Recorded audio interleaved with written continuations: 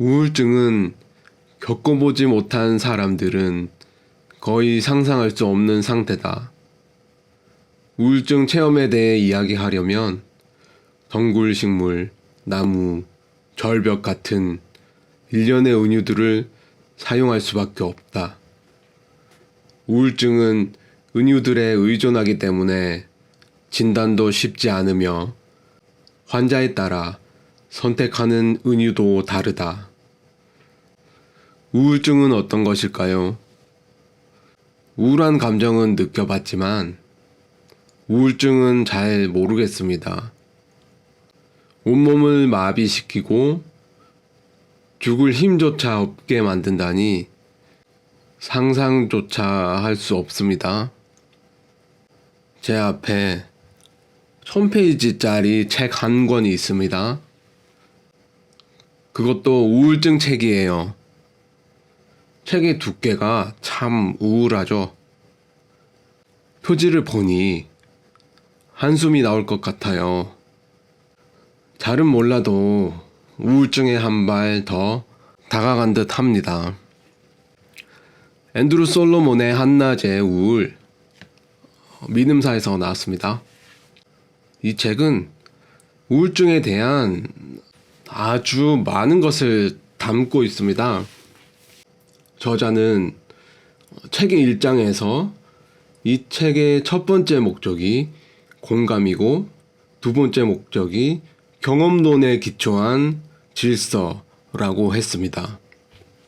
경험론에 기초한 질서, 말이 조금 어려운데요. 저자가 수집한 방대한 우울증 자료를 한 권의 책으로 정리했다라고 할 수 있겠습니다. 저는 이 책에 그려진 타인의 고통을 보면서 안타까움과 공감을 동시에 느꼈습니다. 그리고 또 한편으로는 안도하는 마음, 그리고 감사하는 마음도 가질 수 있었습니다. 또한 이 책에서 우울증에 대한 실용적인 지식도 얻을 수 있었습니다. 이 책의 설명과 해법은 전문적이면서도 의사 선생님이 어렵게 말씀하시는 듯한 그런 거리감은 전혀 느껴지지 않았습니다. 대신에 주변에 보면 이런 사람들이 있죠. 병원에 너무 많이 가서 전문 지식이 상당하신 분들이 있잖아요. 그런 이웃들에게 듣는 듯 했습니다. 저자 자신이 우울증으로 엄청난 고생을 했기 때문에 책에 대한 내용이 진실성 있게 다가옵니다. 이런 책을 누가 볼까요? 이런 책은 누가 볼지 생각을 해보니 일반인 중에서는 자신이 정상이라고 생각하는 사람이라면 선뜻 손이 가지는 않을 것 같습니다. 우울한 감정이나 우울증은 전염성이 있기 때문에 웬만하면 피하려고 하는 주제죠. 그렇다면 우울증 환자는 어떨까요? 우울증 환자도 역시 이 책에 손을 대기가 쉽지 않을 것 같습니다. 우울증에 빠지면 의욕 자체가 없어지기 때문이죠. 독서하는 활동은 상당히 의욕이 필요한 적극적인 활동이죠. 그렇다면 누가 이 책을 찾아서 볼까요? 아마도 이따금씩 우울감을 느끼는 사람 혹은 가벼운 우울증을 겪는 사람 정도가 아닐까 생각해 보았습니다. 아마 현대를 살아가는 많은 사람들이 이 정도의 우울감은 느끼지 않을까. 그런데 이 책은 정상인이 보아야 할 책 같습니다. 우선 본인을 위해서죠. 정상인도 언제든지 우울증에 걸릴 수 있습니다. 우울증인데 다른 중독에 빠져서 그것이 우울증이라는 것을 인식하지 못할 수도 있습니다. 두 번째는 자신의 소중한 사람들을 위해서 정상인이라도 이 책을 볼 필요가 있죠. 우울증에 걸리면 본인 힘으로는 도저히 빠져나올 수가 없습니다. 그래서 주위에서 도와줘야 하죠. 정작 본인은 그것이 우울증인 줄도 모르는 경우가 많습니다. 모든 병의 치료는 그 병이 무엇인지 인식을 하는 데서 시작됩니다. 우울증, 이 병은 주변 사람, 사랑하는 사람이 발견해 주어야 제때 고칠 수 있습니다. 이 책을 보면 선입견이 들죠? 두께와 표지, 그리고 제목을 보고 나면 선입견이 생깁니다. 읽는데 참 오래 걸리겠네. 이런 생각은 곧 사라집니다. 독서의 시간이 오래 걸리는 경우는 내용이 어렵거나 혹은 재미가 없을 때입니다. 어렵다고 느낀다는 것은 책 내용에 배경 지식이 필요하거나 아니면 내용 자체가 난해한 경우도 있죠. 그러나 이 책은 분량만 많지 그렇게 어려운 책은 아닙니다. 저자도 밝히고 있듯이 무거운 내용을 다루고 있지만 학술서는 아닙니다. 시간만 많다면 편하게 읽을 수 있습니다. 그리고 읽는 도중에 이거 진짜 맞아? 이거 진짜 맞아? 하는 생각도 들었습니다. 책을 쓴 저자의 이력이 반듯했던 거죠. 그래서 피해자 코스프레까지는 아니더라도 내용을 조금 과장한 것이 아닐까? 네임 밸류가 있으니 책은 어느 정도 팔릴 것이고 인위적으로 공감을 노린 글쓰기 기술을 사용한 것이 아닐까? 그런 선입견도 들었는데요. 읽어보니까 이 책은 상당한 진실을 다룬 책이었습니다. 진실이라는 용어를 함부로 쓸 수 없는데요. 이렇게 단정하는 이유는 이 정도면 진실이 아니어도 괜찮다. 이 내용 자체로도 의미가 있다 정도의 생각까지 들었기 때문입니다. 저자는 이 책을 쓰면서 우울증에서 벗어난 듯 싶어요. 이 책 덕분에 우울증을 극복한 듯 싶었습니다. 이 책을 개괄해보면 총 13개의 장으로 구성되어 있습니다. 각 장마다 저마다의 주제를 다루고 있는데요. 저자 자신의 이야기와 다른 사람들의 사례, 치료와 효과에 대한 이야기가 함께 들어 있습니다. 각 챕터 안에는 소설과도 같이 이야기를 자유롭게 풀어내고 있습니다. 2장 정신의 몰락 챕터에서는 저자 자신의 우울증 이야기가 나옵니다.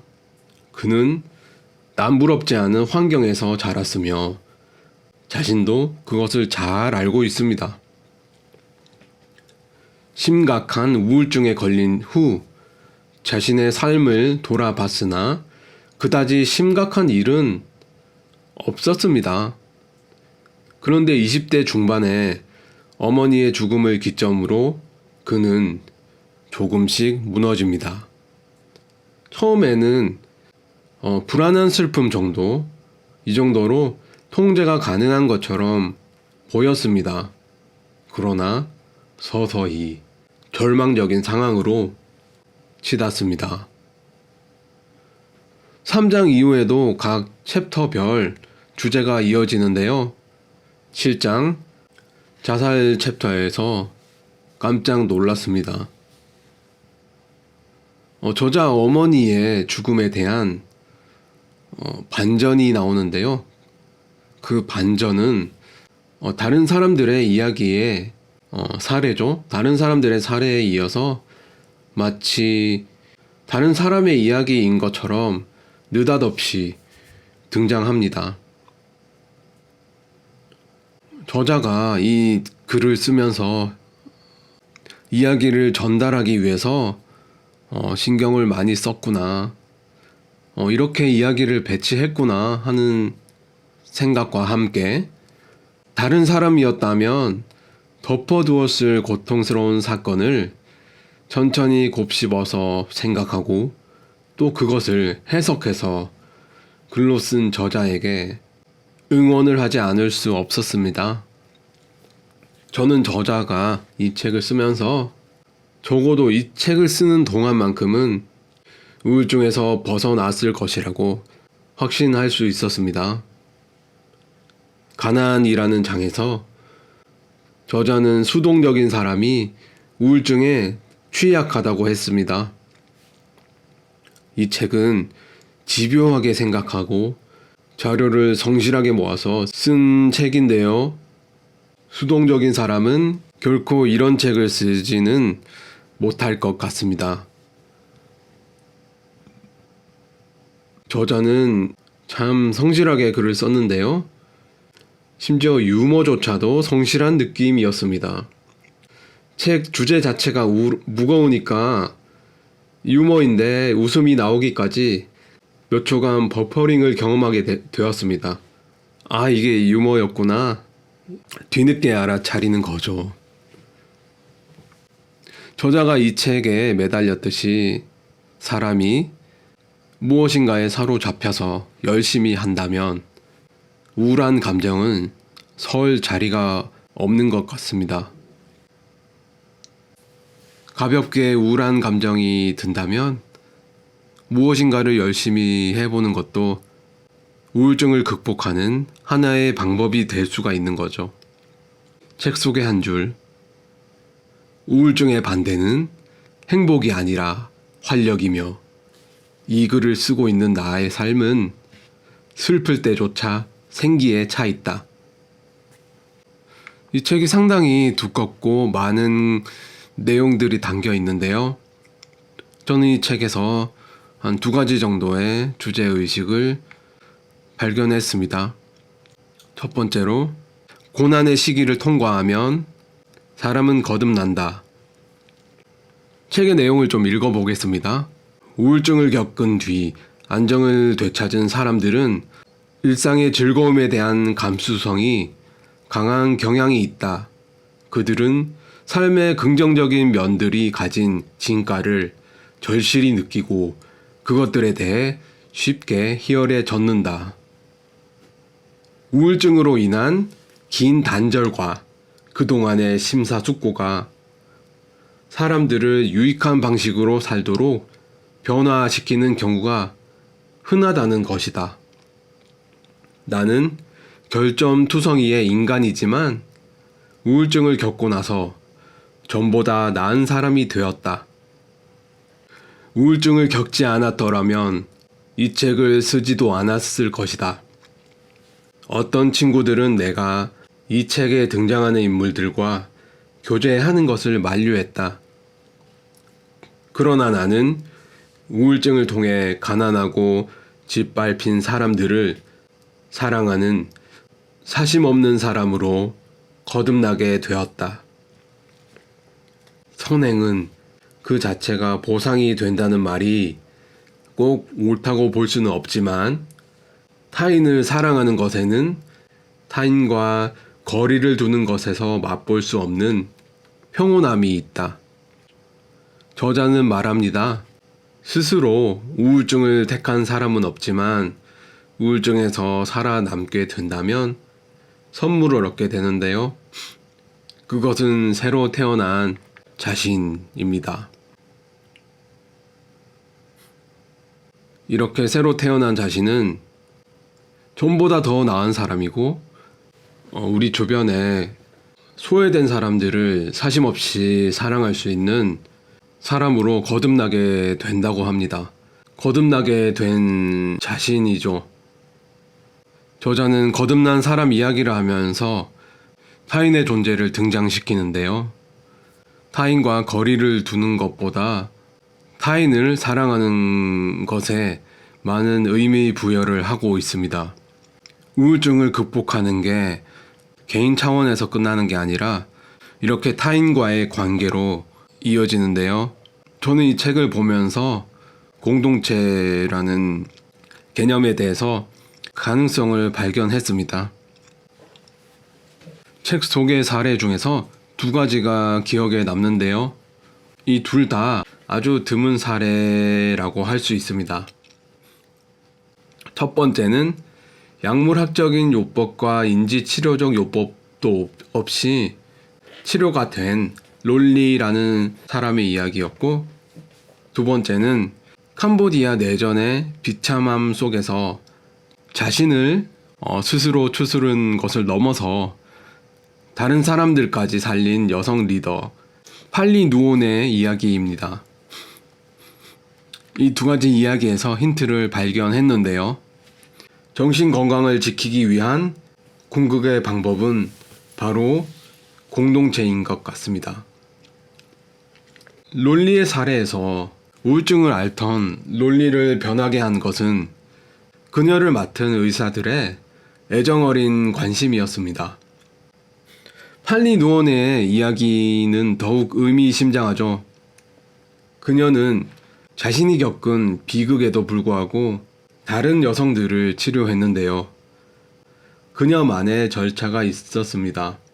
첫 번째로 힘든 일을 잊는 법을 가르치고, 두 번째 일을 가르치고, 세 번째 사랑을 가르치는 것이었습니다.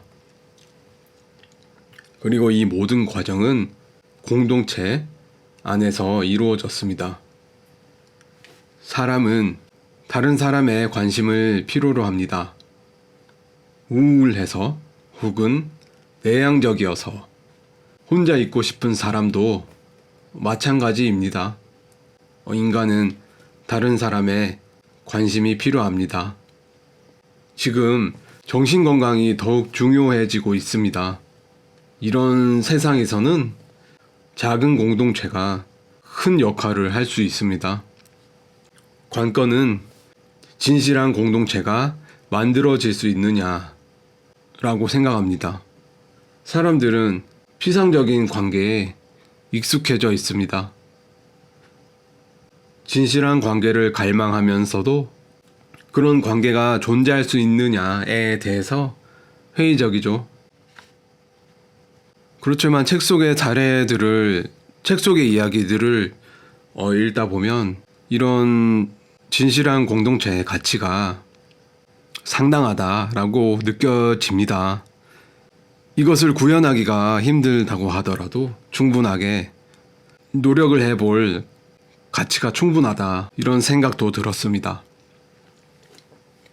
내가 속한 작은 공동체를 진실한 공동체로 만드는 것, 그것을 어떻게 만들지 고민해 보는 것도 가치 있는 일이 아닐까요? 다음에는 앤드루 솔로몬의 한낮의 우울, 이 두꺼운 책을 요약을 해 보겠습니다. 감사합니다.